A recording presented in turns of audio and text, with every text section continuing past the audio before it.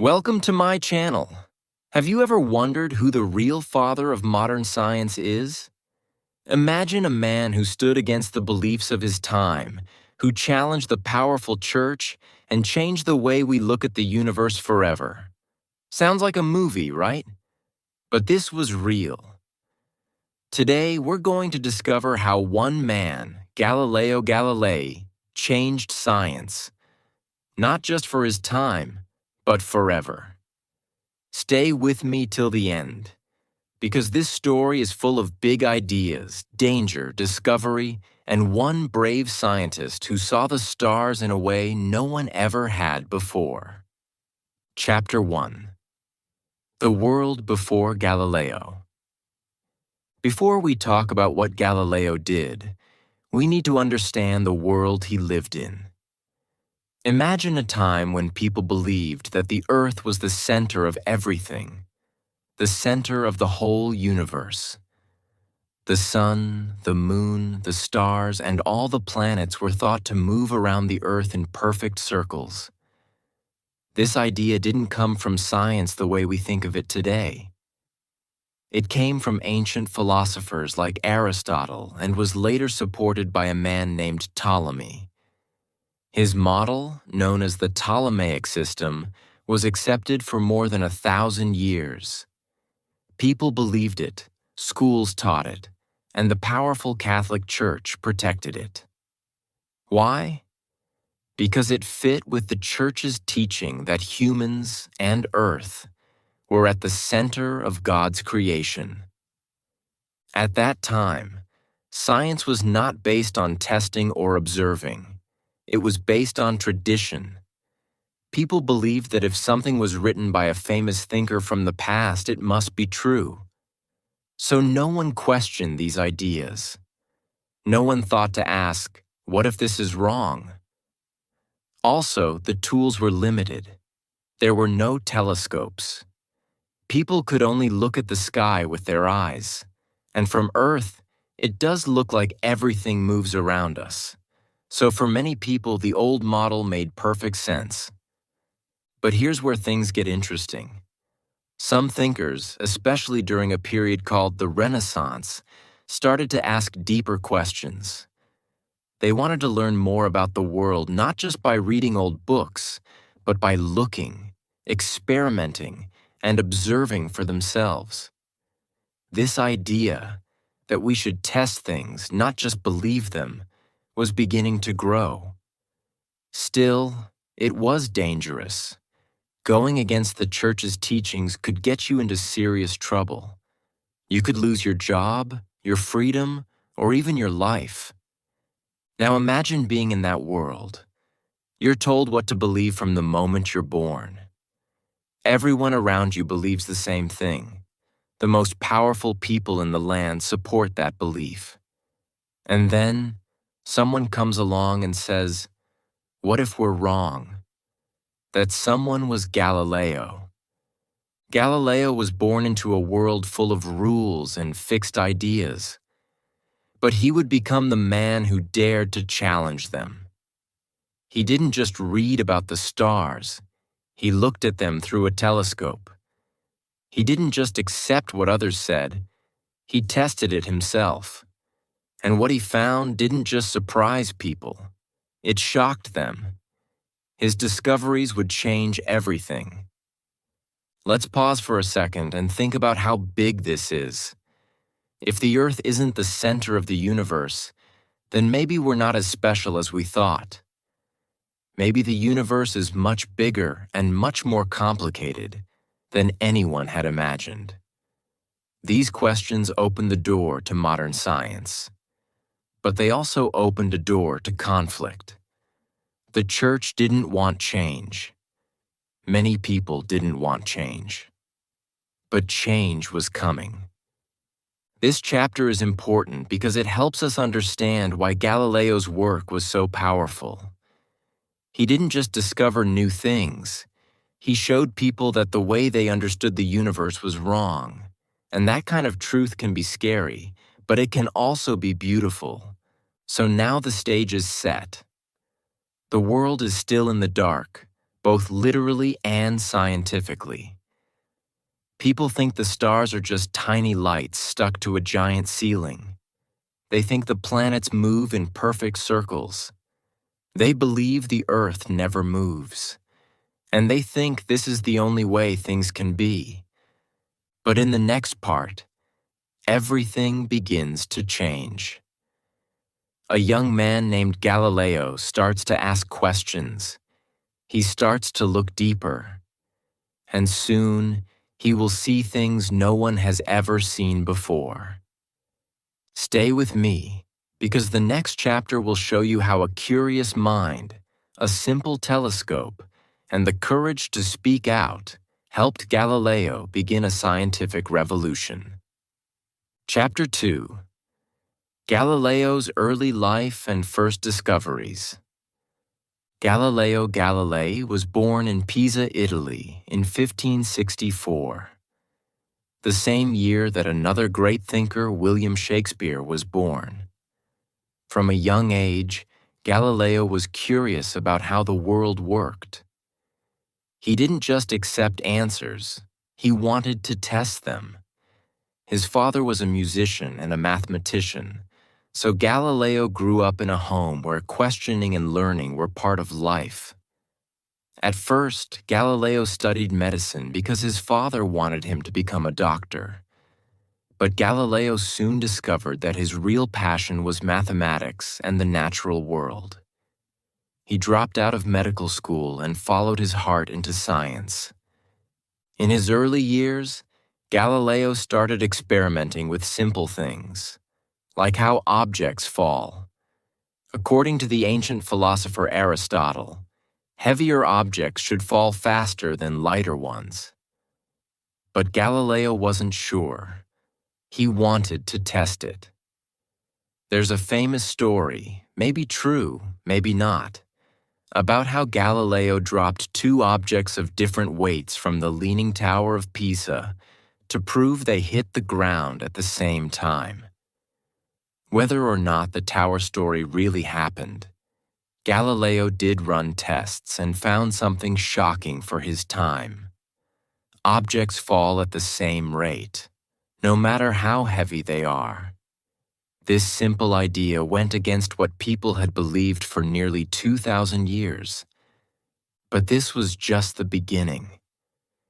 In the early 1600s, Galileo heard about a new invention in the Netherlands, something called a spyglass that could make distant objects look closer.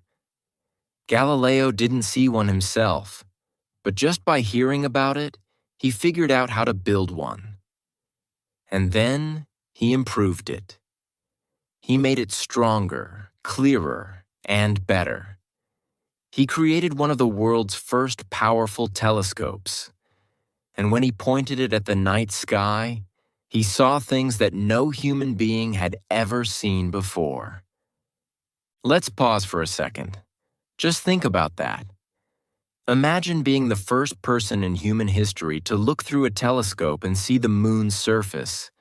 Not smooth and perfect like people thought, but rough, full of mountains and craters. Galileo saw that the moon was not a perfect heavenly body. It was a real place, like Earth. This was huge. It meant the heavens were not perfect, and that went against what people had believed for centuries. And that's not all.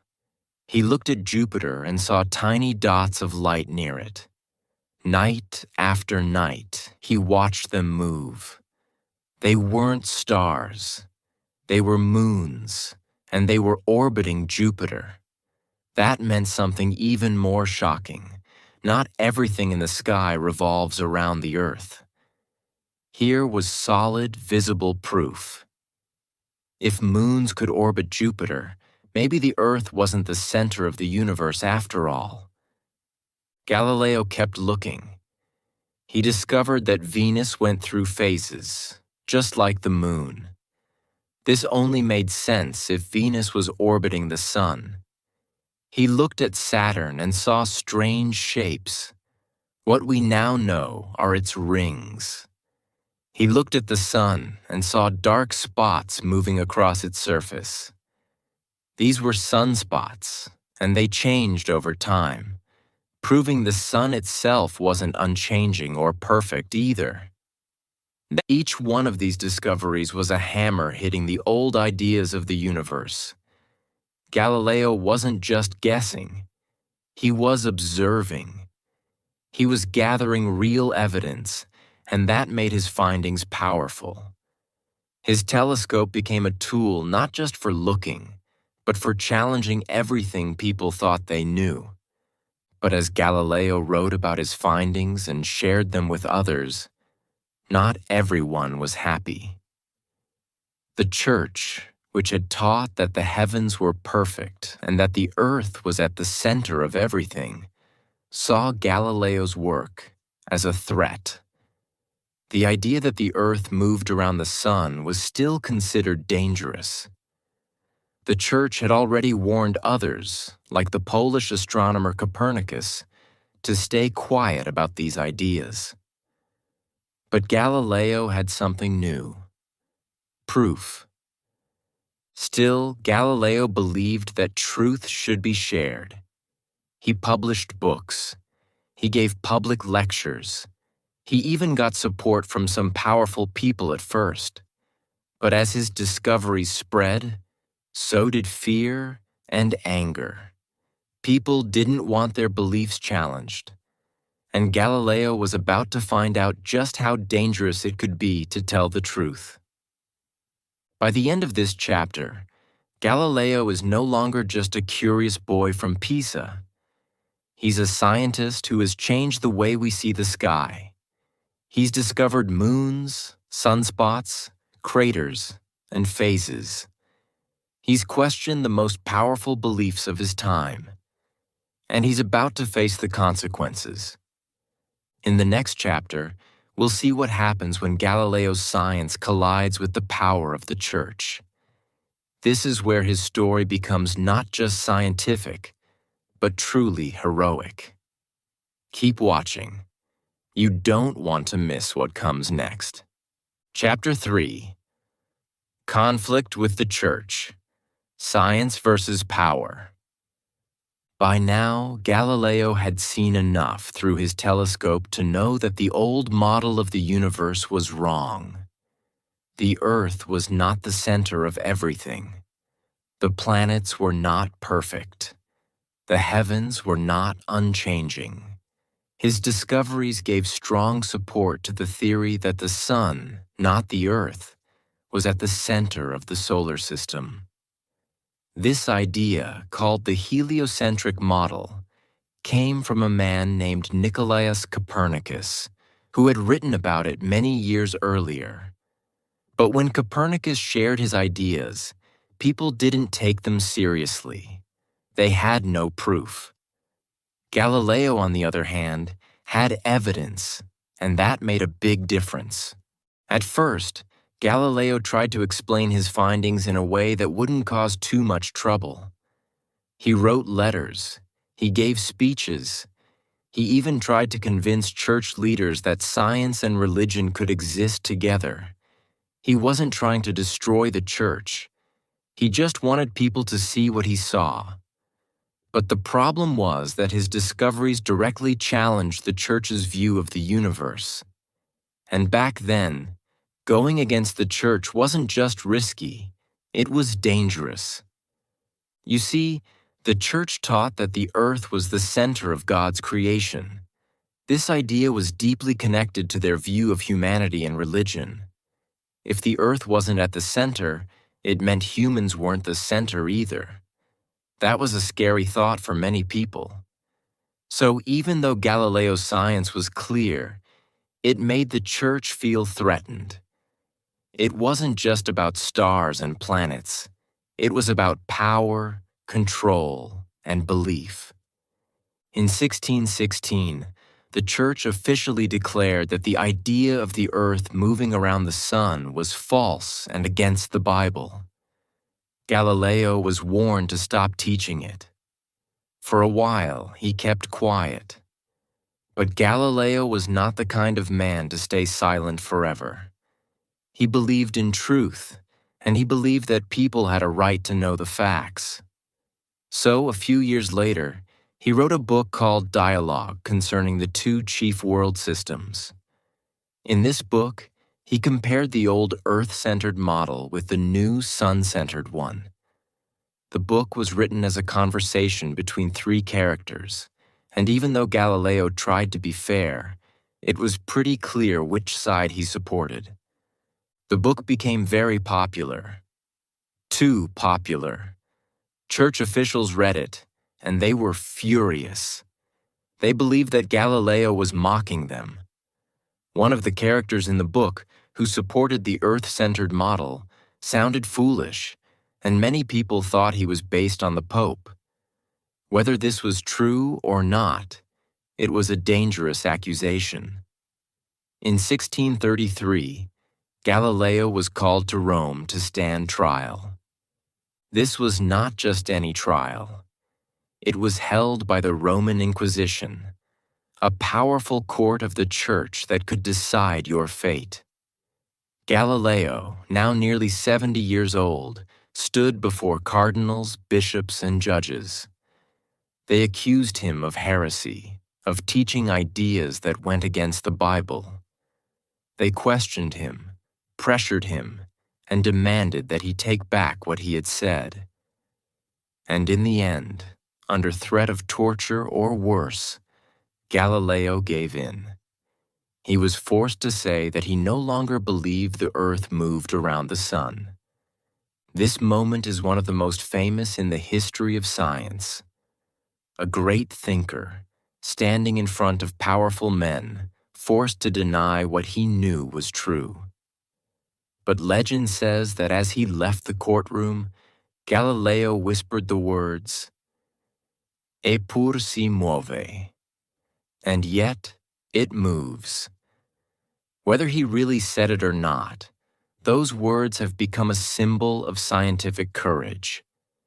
Even when the world tells you to stay quiet, the truth keeps moving. After the trial, Galileo was not sent to prison, but he was placed under house arrest for the rest of his life. He could not teach, he could not publish freely, and he was watched closely. But even then, Galileo kept working. In the silence of his home, he continued to write. He studied motion, falling objects, and physics, laying the groundwork for what would later become the laws of Isaac Newton. Galileo paid a high price for telling the truth. He lost his freedom. He lost his voice. But he never gave up on science, and the ideas he fought for would not stay silent. They spread across Europe and around the world. Galileo showed that real science is not just about facts. It's about courage, questioning, and standing up for what's right, even when it's dangerous.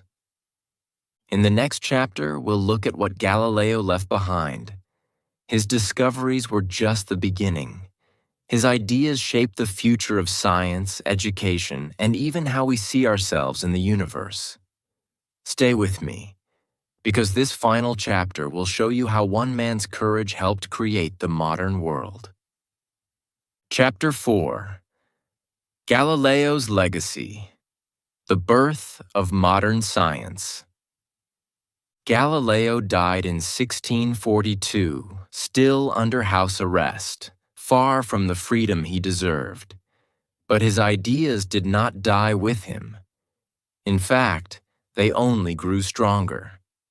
Today, Galileo is remembered not just as a man who looked through a telescope, but as the father of modern science. But what does that really mean? What exactly did he change? And how did it shape the world we live in today? Let's go back to what Galileo did differently. He didn't just believe what others said. He didn't just read ancient books and accept them as truth. He observed, he questioned, he tested. That may sound simple to us now, but at the time, it was revolutionary. Galileo helped create a new way of thinking, a way based on evidence, experiments, and reason. This way of thinking is called the scientific method. It's how all real science is done today. Before Galileo, science was based on tradition and authority. If Aristotle or another ancient thinker said something, that was enough. But Galileo said, "No, we must look for ourselves. We must ask questions. We must prove things through observation." This was the beginning of a huge change, not just in science, but in how people understood the world. Later, other great scientists like Isaac Newton would build on Galileo's ideas.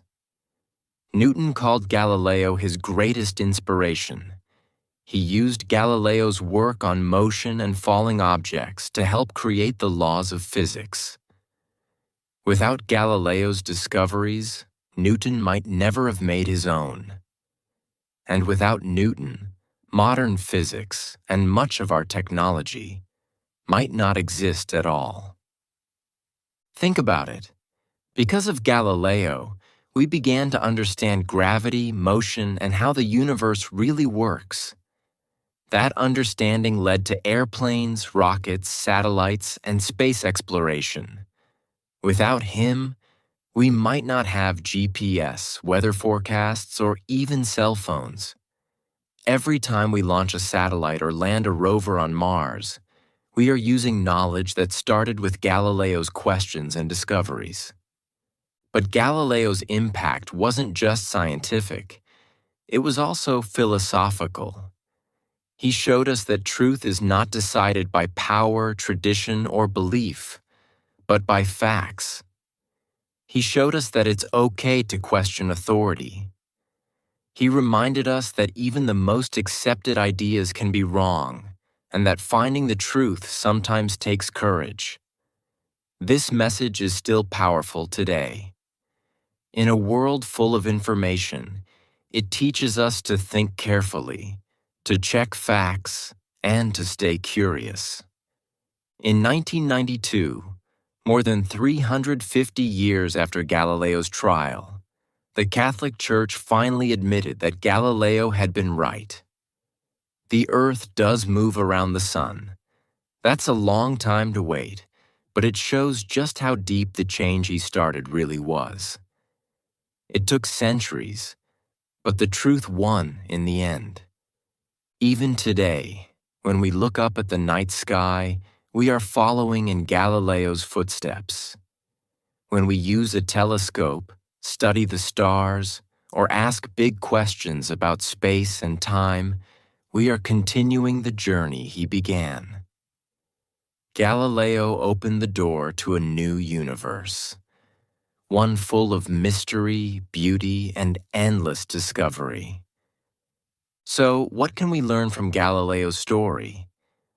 First, that science is about more than facts. It's about the courage to seek the truth. Second, that one person can make a difference. Galileo was just one man, but his ideas helped change the course of human history. And third, that asking questions, especially hard questions, is the first step toward real understanding. Galileo didn't have modern tools. He didn't have support from big institutions. But he had something more powerful: curiosity, reason, and the courage to speak out. His legacy lives on in every scientist, student, and dreamer who dares to ask, what if there's more? And that's why, even today, we say that Galileo didn't just change science.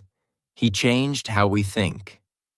If you enjoyed learning about Galileo and how he changed the world with science, make sure to like this video, subscribe to my channel, and share your thoughts in the comments below. Would you stand up for truth like Galileo did? Let's talk about it. And if you want to learn more stories like this in simple English, don't forget to hit that bell icon so you never miss a video. See you next time.